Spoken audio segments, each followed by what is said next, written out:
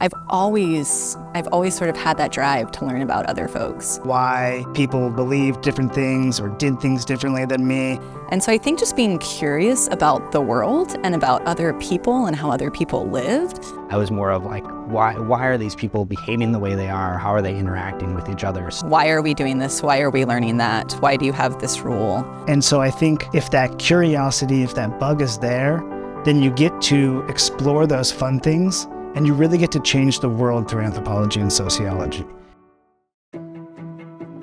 When I think of sociology, one of the first things that comes to mind is really thinking about how we study and support groups of people. I'm always asking myself, what is anthropology? But I would say anthropology is the study of humanity in all the way it interacts. How a lot of us kind of view it is we study people.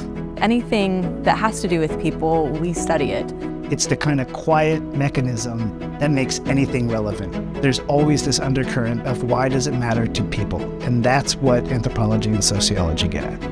I knew that NDSU was really the right fit for me because it gave me the sort of the big school opportunity, a variety of programs, a variety of experiences with this really small school or small town feel.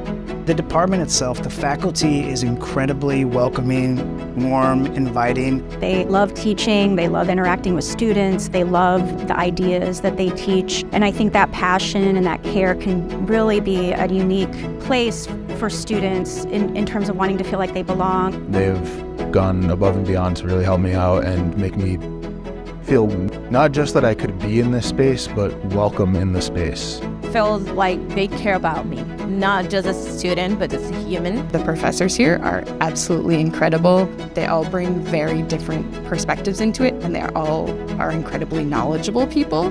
We can work closely with students. You get to do a lot of opportunities for independent research at an undergraduate level, which a lot of programs don't offer. There was this real effort to make the schoolwork, the homework really practical. Not only were we going to class to learn these really critical skills, but had an opportunity to really implement it in the community.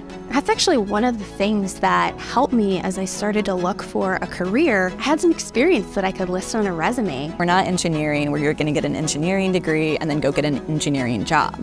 I can't overstate that there are jobs for sociologists and anthropologists in this world. Just because they're not called sociology and anthropology doesn't mean that there's not a job. There are so many things a person with our degrees can do.